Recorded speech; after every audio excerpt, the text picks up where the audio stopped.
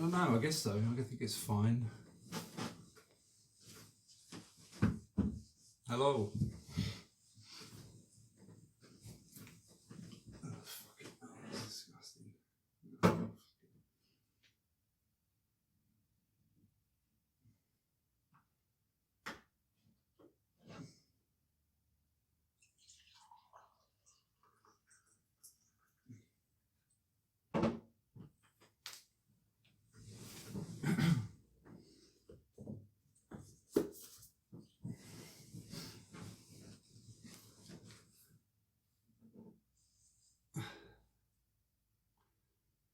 Hello, Happy New Year and all that stuff. I'm GC McKay, and today we're going to be taking a look at No One Is Too Small to Make a Difference by Greta Thunberg. Yeah, I got the title right. And look at it, it's small. It's maybe you can't tell, but it's a lot smaller than a normal book. Because she's small, isn't she? So yeah, only 16 in that kind of bracket, so they're marketing it very well. The hardback of this is actually just all in yellow. The book's only about 70 pages roughly. Obviously it came out last year now technically, but basically now. And I didn't really know, but this book was a collection of her speeches that she's been giving around the world in order to try and do something about climate change. And although this is slightly different from what I usually review, I felt it was slightly important to, I don't know, do something a bit different, I suppose, and maybe focus on real world events for a while and put my 2 cents into it, I suppose. I actually read it on Christmas Day, and it upset me quite a bit at times. Not because of the content necessarily of the speeches themselves, although some of them are quite heart-rendering in a sense, because why is it that a girl who decided to protest when she was 14 is the only person who's being listened to in regards to this crisis that we're in? Because it's quite clearly a crisis at the moment. I don't know whether any of you have seen what's going on in Australia at the moment, but yeah, have a look, because it's pretty fucking terrifying, to be honest. It's the stuff of fucking apocalyptic movies, and this is the reality now. That's the kind of the really harsh thing about it. Whilst the world is going to shit, not just in a social sense, because even that's clearly in a massive turmoil nowadays, it's also parallel to the climate as well, which is kind of ironic in some ways, I suppose, or maybe it's actually quite fitting, I don't know. But yeah, reading it, it was quite like, I just find it a bit unfucking believable that, and it's indicative of a society that is fucked, because if the children are the only people actually giving voice to something that's quite so glaringly obvious. I mean, it's bigger than an elephant in the room nowadays. It's like it's like there's an avalanche around the corner, and although it's going to take a couple of years to reach, no one's saying, "Wait a minute, we're about to go under. We're all about to die." But yeah, it's quite fascinating.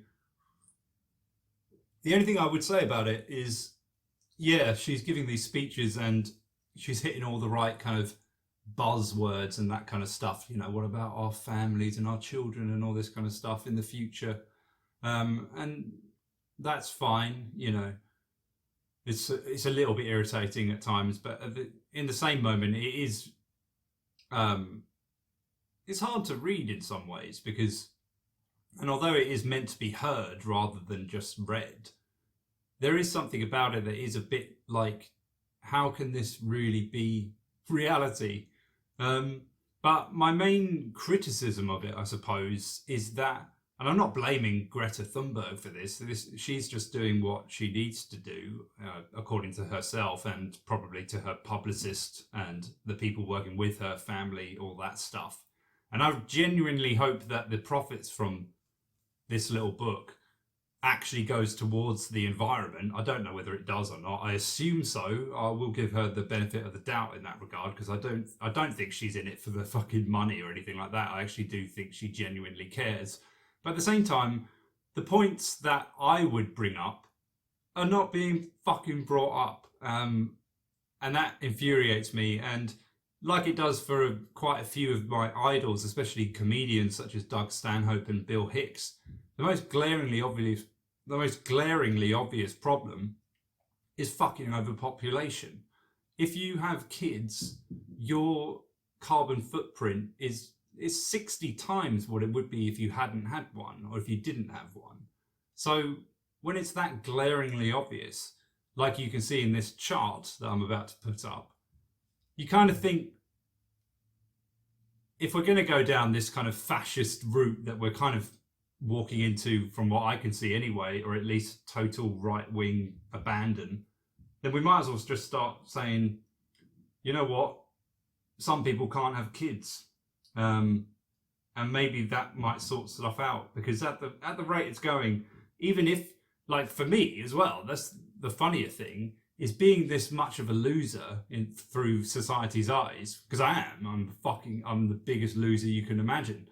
I'm actually one of the best people for the environment, because I don't have a car, I don't have kids, I don't even eat meat nowadays. I'm basically going vegan.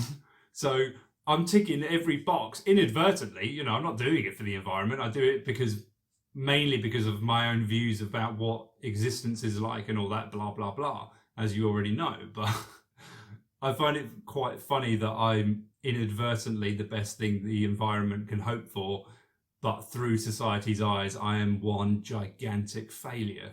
So maybe that is actually a sign of what is wrong with the capitalist system, actually. The more I think about it, it is like, because I've rejected that, and I'm not a fucking communist or anything like that, and I barely even lean towards socialism that much, although I probably would consider myself more on that side than on the right.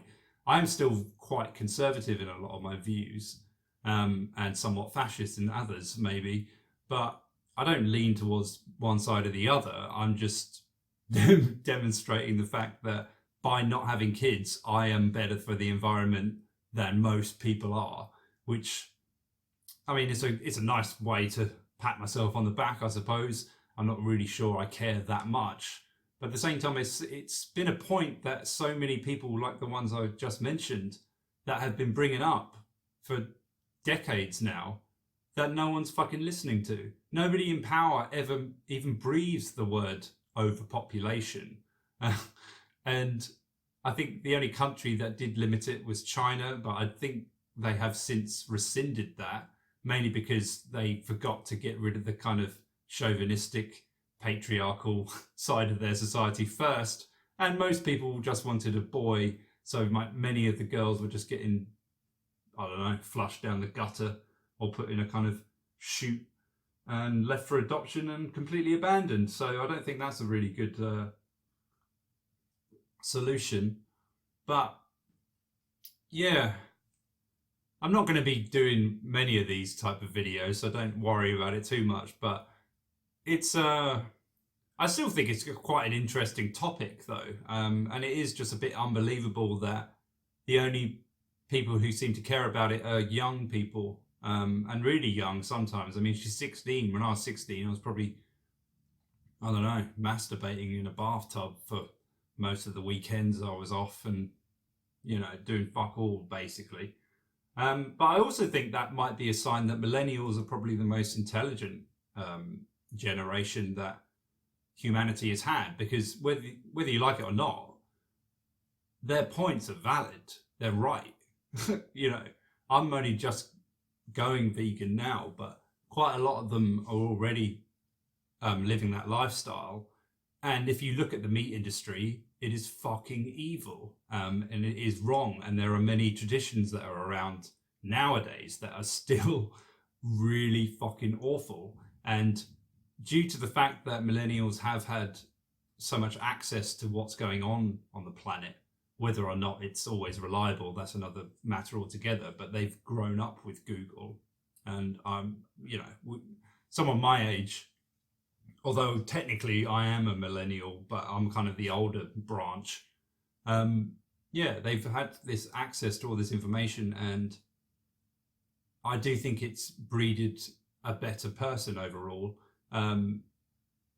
Maybe, I don't know, I'd be interested to see what people think of this in a way, because the more I've kind of met up with them or seen them around and stuff like that, and just listened to them, I actually think they have a much better worldview than most adults, especially people who are about 10 to 15 or 20 years older than I am. And they're obviously, they're from a different generation, the boomer generation, but at the same time, they seem to hold this kind of ignorant view of things, or intentionally ignorant from what I can see, and they're not kind of catching up. And I do think there is a resentment towards them because of that. And although I think the media definitely projects them as, whiny children just trying to get attention, and bitching about things that they don't understand, why are they the only people bitching about it? Why are they the only ones actually saying, like, most of the species of the planet is actually dying every fucking day? There's millions of them going extinct.